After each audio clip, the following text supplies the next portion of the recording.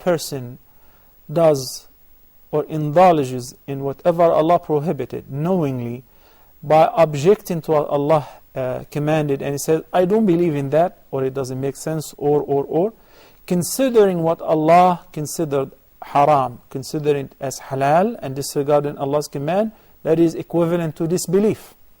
Objecting to Allah's decrees or objecting to Allah's commands and orders and prohibitions, that is also equivalent to disbelief. Allah subhanahu wa ta'ala said, as we mentioned in the last episode, وَلَا تُنْكِحُ الْمُشْرِكِينَ حَتَّى يُؤْمِنُوا. The meaning of this verse, or a part of the verse, and do not give your daughters in marriage to the disbelievers until they believe. So it is not permissible for a Muslim woman to marry to a non-Muslim under any circumstances. If she does not know, then once she knows, she fixes it, that's acceptable. As once we had a phone call from Russia, one sister said, I never knew that, and she contacted me later on. But if she knows and she insists on doing that, then she is involved in an act of an adultery in addition to disbelief.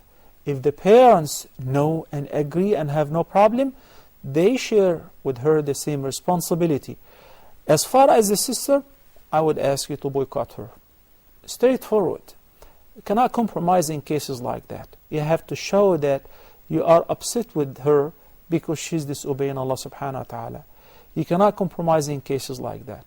As far as your parents, you have one message to deliver. If you can copy my message and deliver it to them, because maybe they don't know that's equivalent to disbelief, or actually it's a disbelief by approving that, and their daughter is in a state of adultery. So if they comply and they are admonished, fine. Otherwise, then you would treat them as Allah subhanahu wa ta'ala commanded us to treat one's parents who are not Muslims. وَصَاحِبُهُمَا فِي الدُّنْيَا مَعْرُوفًا. They are considered as non-Muslims in this case by objecting to Allah's hukm and disregarding what He said. But still, they do have rights on me, I fulfill them, but they would not be treated as Muslims. And it is very, very unfortunate to hear that. May Allah subhanahu wa ta'ala guide them to Islam. Ameen.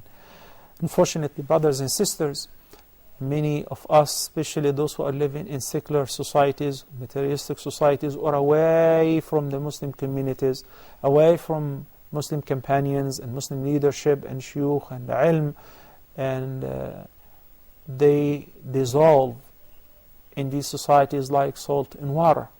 They don't see anything wrong with disobeying Allah subhanahu wa ta'ala, even if this disobedience reaches to kufr, because it doesn't make any difference to them. Considering what Allah prohibited as halal is an act of disbelief. Once again, sister, may Allah guide your parents and your sister. Ameen. Increase making dua that may Allah subhanahu wa ta'ala guide them.